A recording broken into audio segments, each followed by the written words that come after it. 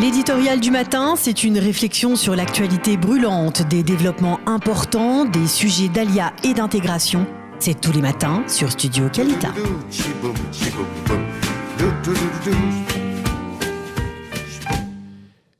Daniel Gall, bonjour, Boker Tov. Boker Tov. Merci d'être avec nous ce matin. Nous allons parler ensemble d'un homme que vous avez bien connu et dont vous avez connu depuis presque de votre tendre jeunesse, puisqu'il s'agit d'André Chouraki. André Chouraki qui était une grande personnalité de la communauté francophone d'Israël, qui était un écrivain extrêmement prolixe, l'adjoint au maire de Jérusalem, l'adjoint de Teddy Kollek pendant de nombreuses années. Alors, je voudrais que vous nous parliez un peu de sa personnalité. Qui était André Chouraki, dont nous commémorons au séjour-ci le 100e anniversaire de la naissance. C'est presque prémonitoire qu'il est né l'année de la déclaration Balfour. Ah oui, effectivement. C'est extraordinaire. Parce que un destin sioniste, on peut dire. Voilà. Et c'était un grand sioniste aussi, puisque vous parlez beaucoup d'immigration ici, le premier Olé Hadash de classe qui est arrivé de l'étranger, de l'Algérie en Israël, c'était André Chouraki. En quelle année il est arrivé en Israël ? Dans les années 50, l'époque où on ne connaissait pas beaucoup. Il est originaire alors de Ain Temouchen ? D'Ain Temouchen, ma ville natale. Votre ville natale. Donc vous l'avez connu alors que vous étiez enfant ? Oui.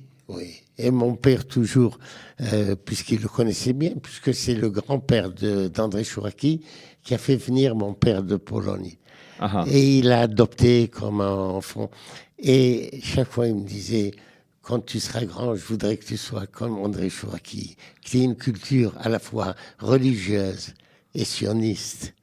Et là, alors, qu'est-ce qui a fait André Chouraki qu'André Chouraki soit aujourd'hui considéré comme une très grande figure, d'abord littéraire, un homme qui a écrit énormément d'ouvrages, en particulier on parle même de son commentaire ou de sa traduction de la Bible, qui est véritablement un ouvrage assez impressionnant, et également donc de son implication dans la vie de Jérusalem. Oui, d'abord sa thèse de doctorat.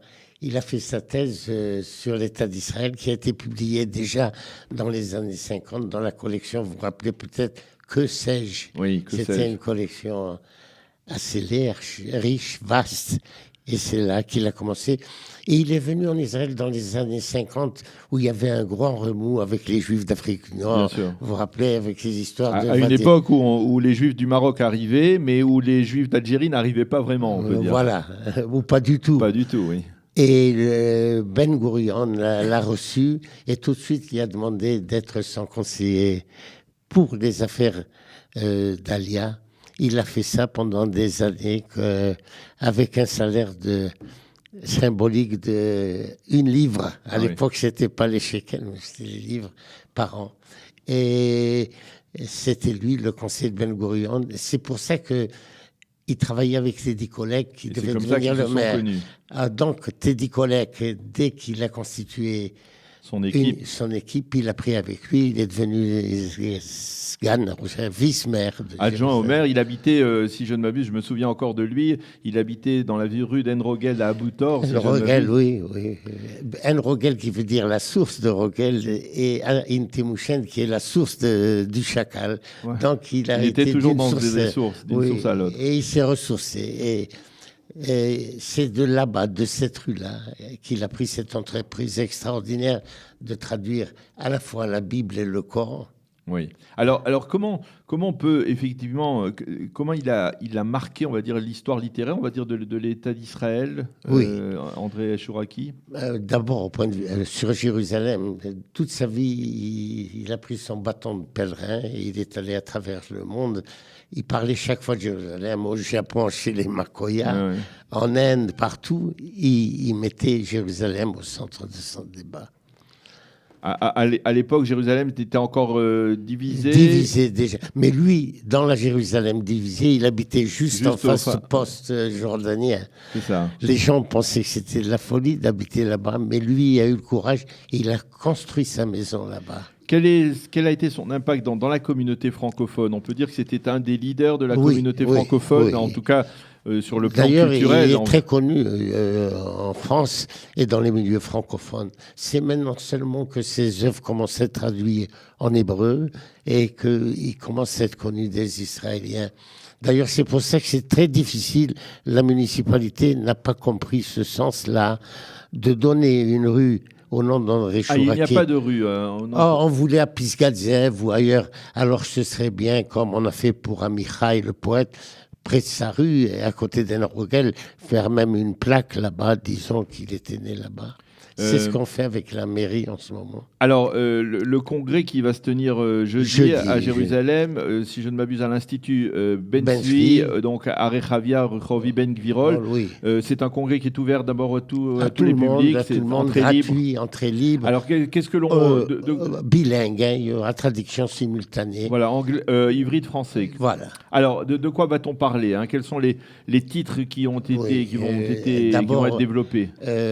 Le littéraire, celui qui a traduit aussi bien la Bible que le Coran, mais aussi, par exemple, c'est lui le premier qui a traduit le livre fantastique de Ibn Pakuda, les devoirs des cœurs. Voilà, les devoirs des cœurs. C'est lui qui l'avait traduit pendant la guerre, alors qu'il était en France dans la résistance cachée. Il a fait cette traduction-là, une merveilleuse traduction. Alors, on va parler cela d'abord sur ses œuvres. Et c'est le premier panel. Le deuxième, c'est l'homme du dialogue interreligieux. Il va y avoir des musulmans qui vont venir de France, déterminant. C'est dans ce cadre qu'il a été voir le pape plusieurs fois. Il avait été un homme d'action avec René Cassin quand il était à la tête de l'Alliance israélite. Et c'est là aussi le deuxième plan, celui d'être l'animateur de ce dialogue jusqu'au dernier jour de sa vie.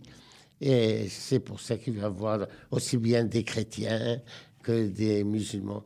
D'ailleurs, sa bibliothèque, aujourd'hui, se trouve dans un couvent près de Jérusalem. Alors, qui seront les participants à ce colloque, à ce congrès sur André Chouraqui? Vous pouvez nous donner quelques noms? Oui, Cyril Aslanov, vous connaissez. Bien entendu, oui. L'encyclopédie sur 2 pieds. Un homme extraordinaire qui connaît bien et qui va s'attacher à parler de Chouraqui comme traducteur, l'homme de la parole, de la traduction. Il y aura aussi Chaim Ben Sadoun, Denis Charbit, que vous connaissez, qui parlera de Chouraqui comme l'homme politique. Il a entretenu un dialogue très poussé avec... les Palestiniens?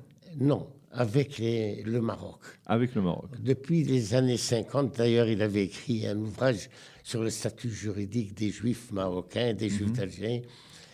L'historien, il a écrit un volume qui, jusqu'à aujourd'hui, n'a pas de comparaison. C'est la saga des Juifs d'Afrique du Nord en 2 tomes.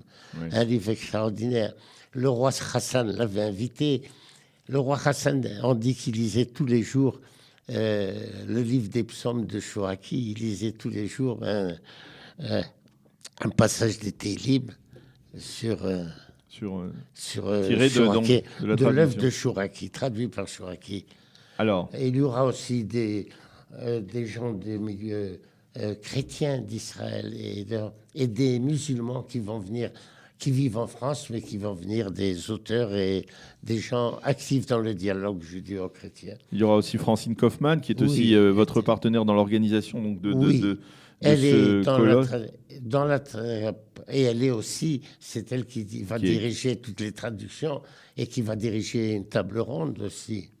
Voilà, donc, et puis il y a la famille, je vois que la famille d'André Chouraqui sera également présente avec Elisabeth Chouraqui qui participera. Et les autres filles aussi, voilà, les autres filles, enfants et les fils. Donc véritablement un congrès, un colloque que l'on peut vous encourager à venir suivre. Donc ça sera 26 octobre, jeudi 26 octobre, à Yad Ben Tzvi, Yad Yitzhak Ben Tzvi, Rehov Ibn Gvirol, du 14 à Jérusalem, à partir de 13h30 donc, et jusqu'en soirée, donc avec un panel d'intervenants prestigieux pour rendre hommage donc à l'action, à l'œuvre, à la personnalité. Et une exposition dans les couloirs. Chouraki, une exposition donc de photos d'André Chouraki. De toute sa vie de ses œuvres.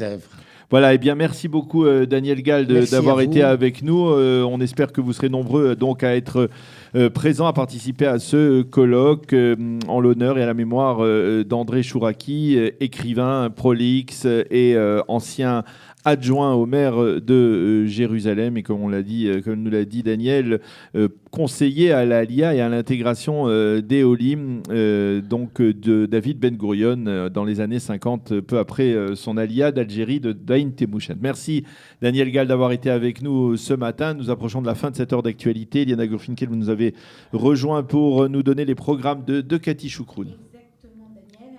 Oui, on m'entend. Alors, on va commencer avec un dossier Kalita. On parlera du collège académique de Netanya. Ensuite, on aura une Aliyah Story très intéressante avec Jonathan Eichenbaum qui s'occupait, Jonathan Eichenbaum. Il travaille à Greenpeace. On va raconter son parcours, comment un jeune Français... Oui, nous l'avons reçu ici. Voilà, nous l'avons reçu, donc il va en parler. Et nous aurons ensuite 1,69 avec Eve Bocara et moi-même, et nous parlerons du président de l'Institut Weizmann, Monsieur Zeifman, qui est aussi un francophone, qui est belge, donc on parlera de son parcours. Ensuite, très important, nous aurons une émission spéciale sur le festival du théâtre français, une émission qui a été préparée par Cathy Choukroun, où elle est allée rencontrer Thierry Lhermitte. Un festival qui se déroule actuellement cette semaine à Jérusalem et à Tel Aviv, avec entre autres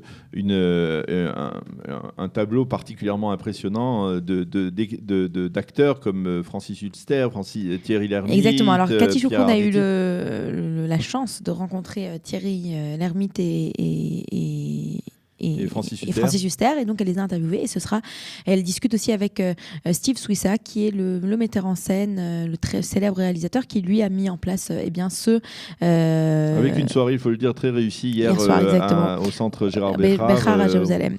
Et pour terminer, Daniel, pour le programme de cette journée, nous nous retrouverons Bernard Zanzouri à 10h pour un plein lado pour parler des ados. Merci beaucoup Eliana Gurfinkel. Il est 9h01 très précisément. C'est la fin de cette heure d'actualité sur studiokalita.com. On vous retrouve avec beaucoup de plaisir demain matin à 8h pour de l'actualité, des entretiens, des invités de la rédaction. Passez une agréable journée. À demain. Bye bye. Shalom.